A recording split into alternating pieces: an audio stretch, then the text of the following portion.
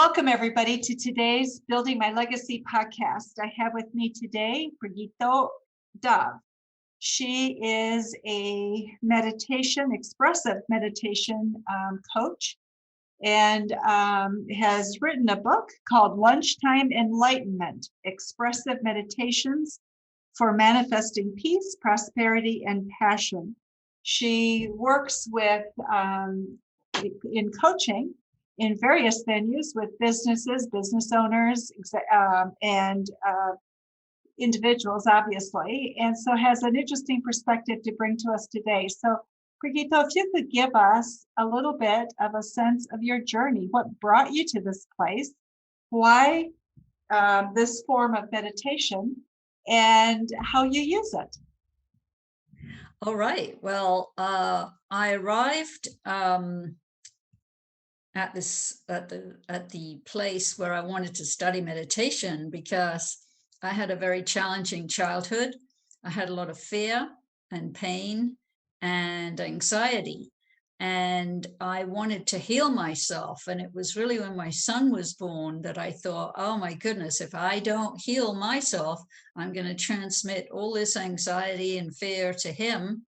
Then we'll have another unhappy person on the planet. So I was searching around, and I ended up in India, of all places, studying with an enlightenment. With your son? Yes, I took him with me. Okay. He was 14 months old when I took him with me. Okay. And I should add in here that when I was 6 months pregnant, I found out my husband was having an affair. So my life kind of seemed to be going downhill, and I just really needed something to help me at that time. And so, yes, I took my son with me, and we studied, well, at least I studied with Osho, the enlightened mystic, who taught a wide range of different types of meditation techniques. All the ones that you probably know of, the sitting in silence and so on, but also this range of expressive meditations like laughter and tears and dancing and humming and gibberish, and there's a dynamic technique.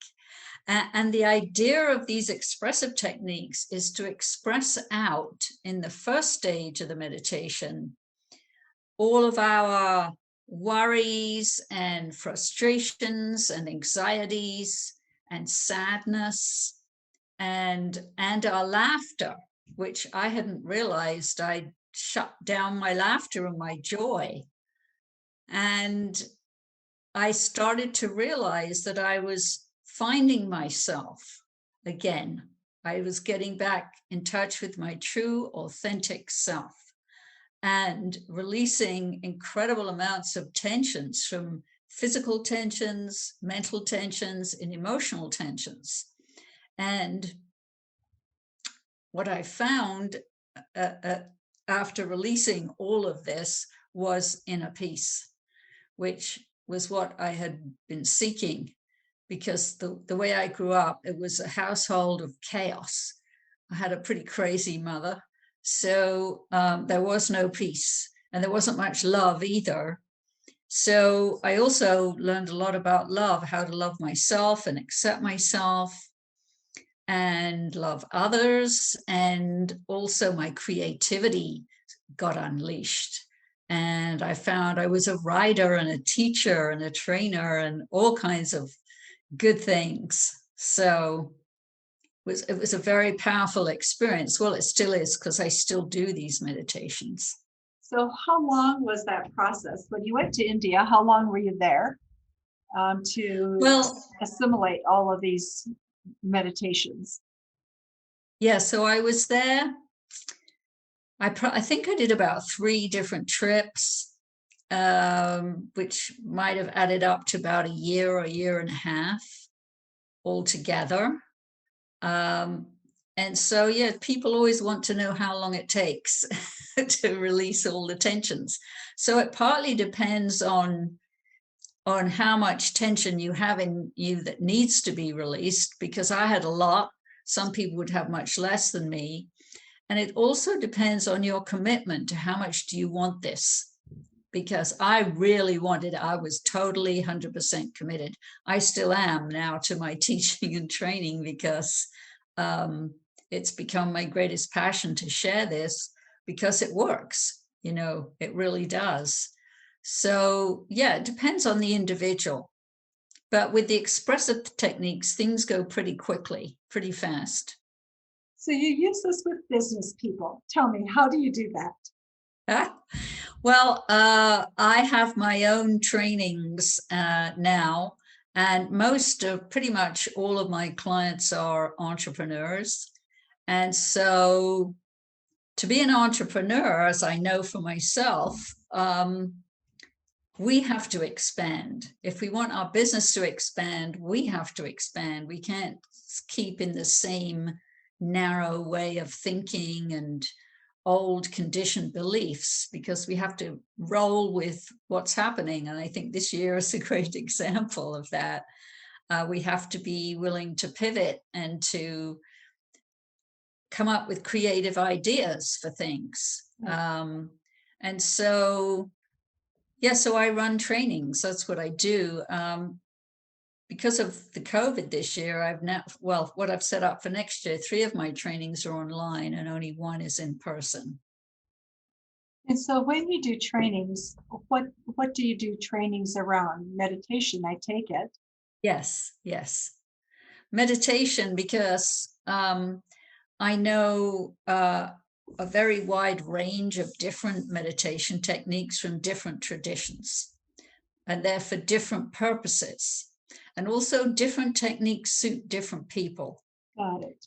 So, for example, I love the dancing meditation, but other people don't like that so much. They like the humming meditation or the gibberish meditation. So you kind of find what are the ones that work for you and do those. So I'm dying to ask you this question. In Lunchtime Enlightenment, expressive meditation, right? How do you do expressive meditation at lunchtime if you're in the corporate world and with colleagues? What was the last word? And you're with colleagues or business people. What do Oh, you with do colleagues. Yeah. Well, I'll give you some examples of things I've done. I was invited into a corporation to do a lunchtime presentation, and they wanted the laughter meditation. Oh, interesting. And yeah, they absolutely loved it. The HR person who organized it said they had the biggest turnout of any of their lunchtime presentations because, of course, everybody likes to laugh. And laughter is such a great stress releaser. It just makes you feel good. Yes. And on every level, because we release physical stress, we release mental stress, emotional stress, and it helps us to become more centered, actually, and calm, because the first stage we laugh, and then the second stage we sit in silence. So in the second stage, you bring the energy of the laughter within to experience with your eyes closed what that feels like within. And it's an incredible feeling of joy and warmth and love and a very good feeling within. And it helps people drop down to their center, which is 2 inches below the navel, much more quickly than if you just sit and try and do it that way. Oh, interesting. Yeah. So 2 inches below your navel, that's lower than the chakra? Yes, it's kind of in where the second chakra is, really, between the first and the second chakra. But physically in the body, that's where our center is. And so many people live in their head up here, so we're a bit top heavy. And so the idea is to bring the energy down to our center so that from that place of centeredness, we can be in our lives. And then it doesn't matter how chaotic things get, the situation gets, you can remain in that centered place. It's interesting that you talk about laughter, because many years ago, when I first started my career, I was working with women's and children's hospitals.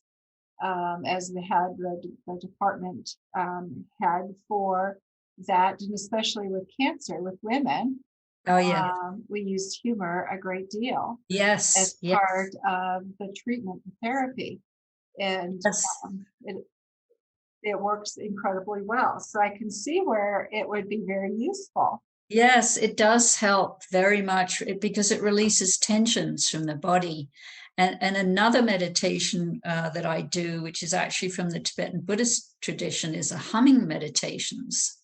And I actually met a New York oncologist who used them. There's a whole series of them. I just teach one of them, but they all work. You sent all his patients into remission of cancer, this humming meditation, because again, it helps to release stress from the body. That And amazing?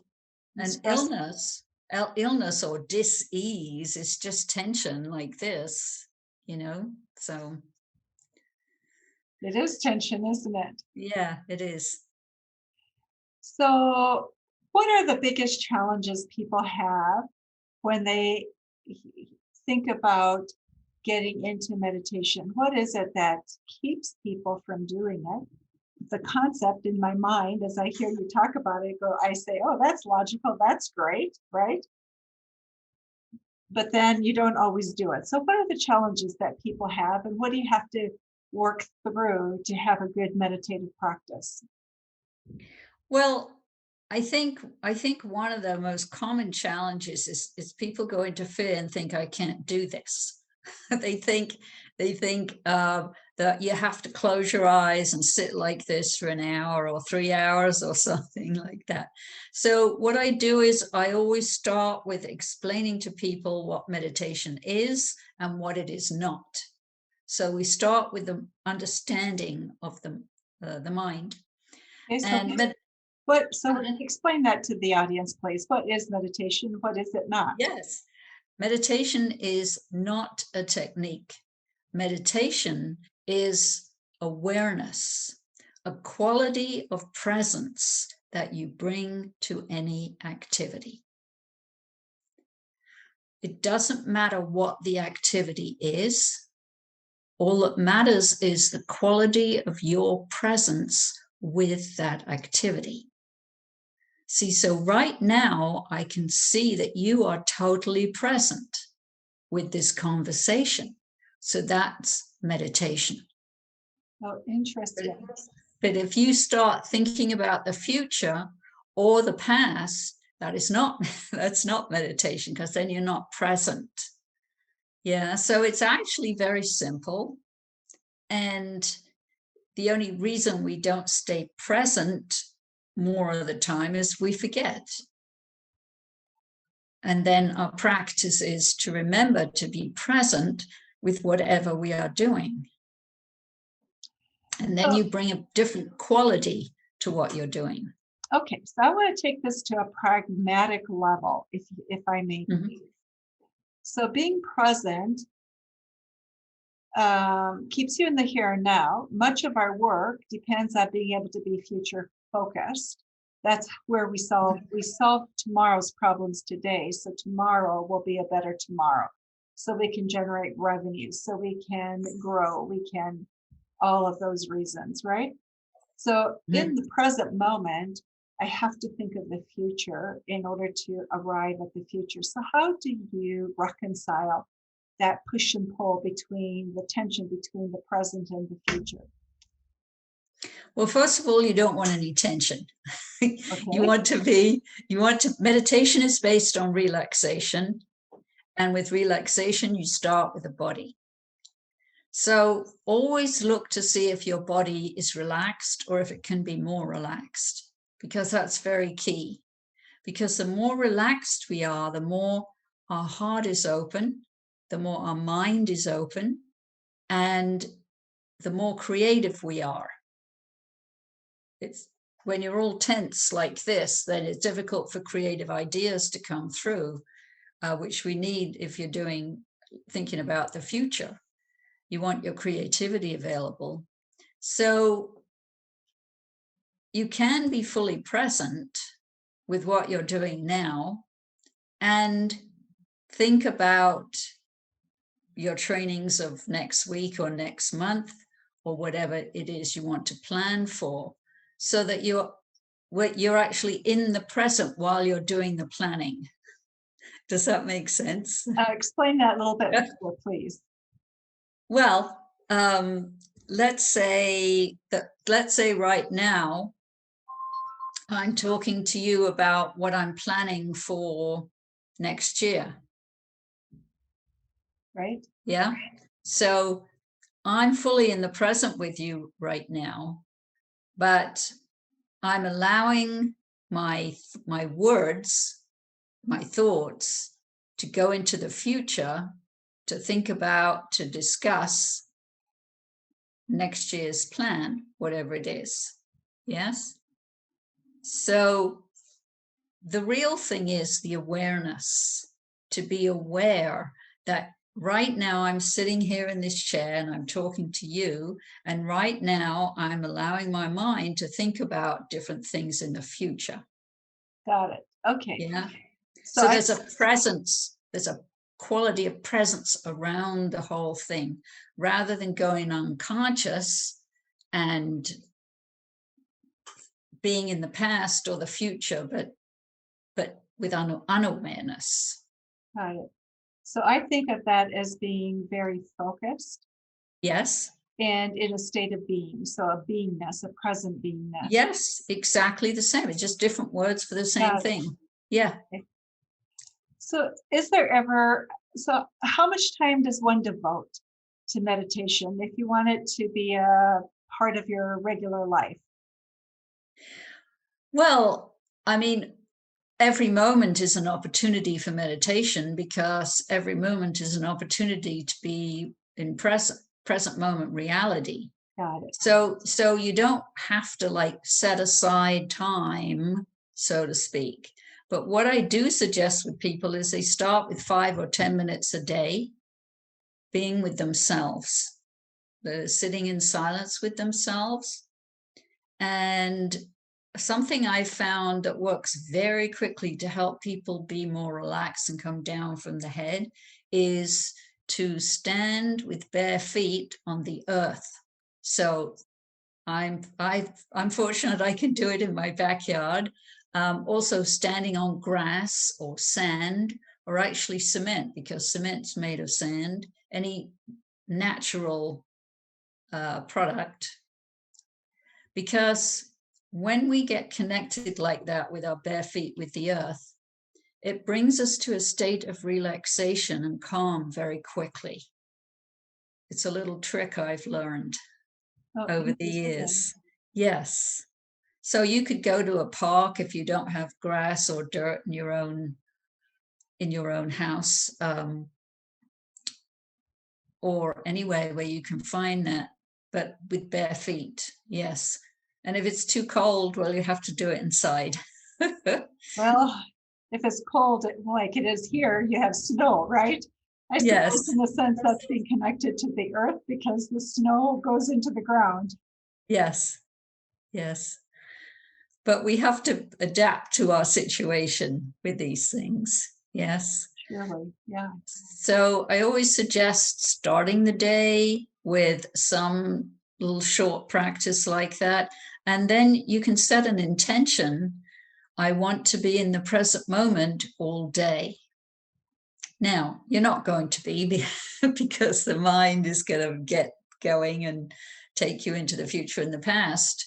But just from setting the intention, it's going to help you to be more present, or more focused is the same thing, in your business, in your life, and especially listening to people, because I think listening is an important quality in leaders, that we listen to people. But you have to listen to yourself first and be connected to yourself, and then you can encompass others more easily in what they're saying. So part of what I'm hearing you say is when you're connected to yourself, you're rooted in the ground. Yeah. You're in the present moment. Mm-hmm. What you're not doing is carrying on conversations within your own head. so you can really hear what the other person is saying. And in that way, there's a much greater connectedness. We solve Yeah. problems better, right? So I had not thought of meditation as being part of that, arriving at that place. So that's very interesting. Yes, and the other thing is that you want to come down out of the head and become more connected to your heart. So it's like head, heart, and then down to the center, because then people feel from you a warmer energy, a kinder or more compassionate energy, which I think is important in leaders, a more accepting energy, because everybody makes mistakes, So I think good leaders, they can accept themselves and therefore they can accept others. It's amazing. Yeah. It is very amazing. So in your book that you have written about lunchtime enlightenment, what kind of enlightenment does one get during lunch? I've never thought of lunch as being anything but a nuisance, because usually it gets in the way of something else I'm trying to get done. Oh, that's funny. Well, there is a story which is in the introduction to the book. I'll just show it to everybody. Here's the book, Lunchtime Enlightenment. There is a story of where that came from, Lunchtime Enlightenment. I was giving presentations in a bookstore in San Francisco to people from the financial district in San Francisco. So there's the lunchtime. And one of the assistants at the bookstore, she liked my presentation so much that she gave it that title, because they asked me to do a series and come once a month. So Lunchtime Enlightenment, and it became the title of my book too. Oh, interesting. But yeah, it's about bringing enlightenment at lunchtime. And what does that really mean? It means bringing relaxation, because all the people I was leading through meditation at lunchtime, it was very short. It was like 20, 25 minutes, because they didn't have much time. They became very relaxed and just were able to take a breather, so to speak.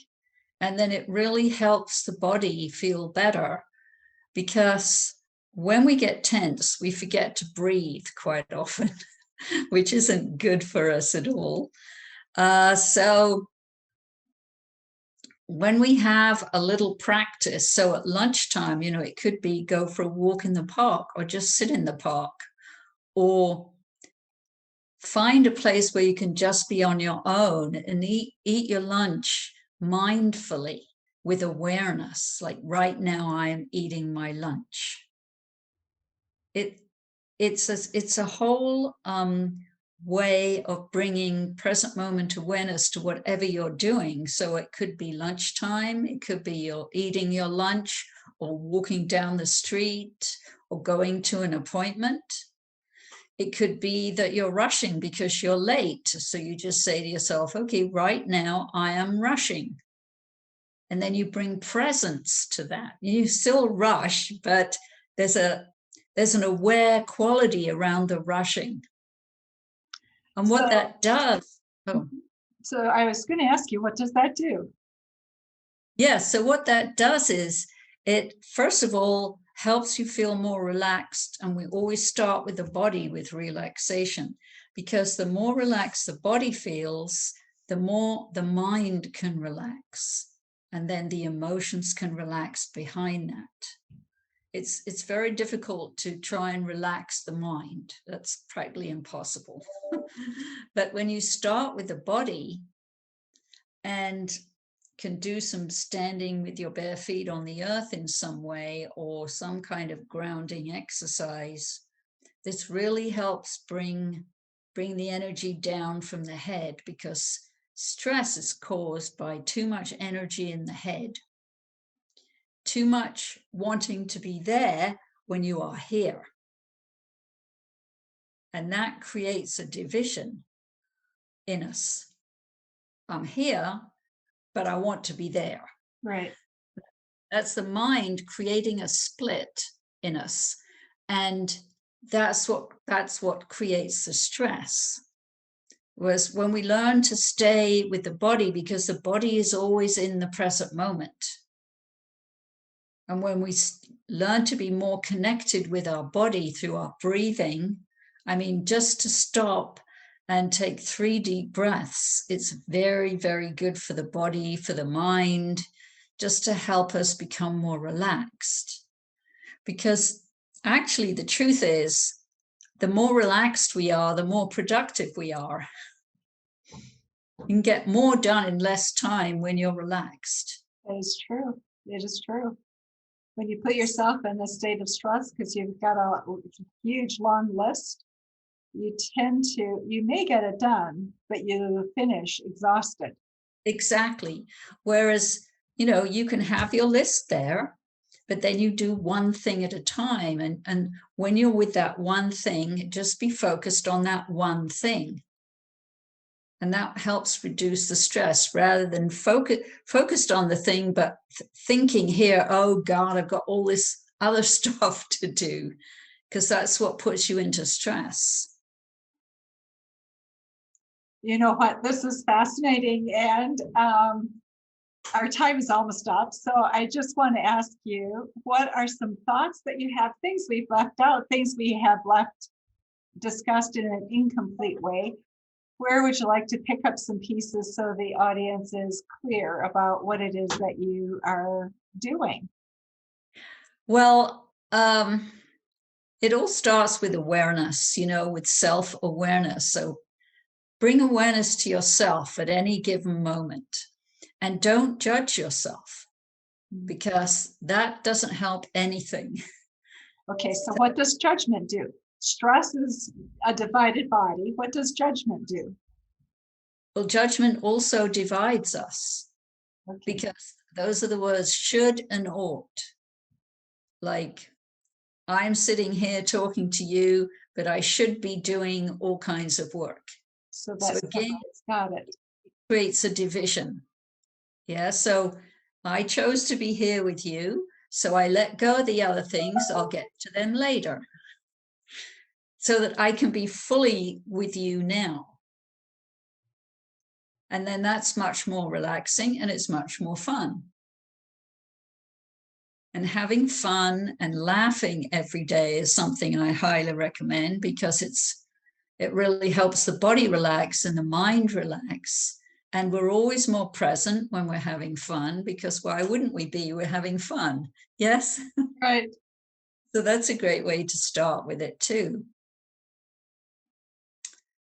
Oh, it's amazing. It has been just delightful to have this time with you.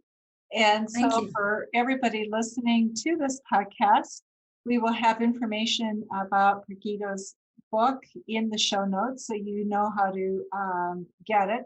It's also available through Amazon, is it not? Yes, it is. Yeah. Amazon's seal of best book. So congratulations to you on that. And thank you. Pragito, thank you so much for being with us today and for sharing your story and what you have been doing. And for those of you who are listening to our podcast, our Building My Legacy podcast, thank you for joining us today. Remember to visit us on our website, buildtomorrow.com, and all of our social media sites as well at buildtomorrow.com. Thank you very much. Thank you for having me, Lois. Thank you for watching my video. Don't forget to like, subscribe, and click the bell button above. Leave comments. We'd love to hear what you think. And visit our other social media links as well. Thanks much.